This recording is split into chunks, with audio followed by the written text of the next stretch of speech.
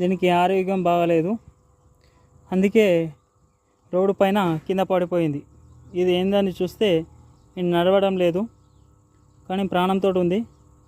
కొన్ని వాటర్ తాగిపించి ఇక్కడ దీని పక్కన పెట్టడం జరిగింది. ఇదేంటితో మీకు తెలిస్తే కామెంట్ చేయండి.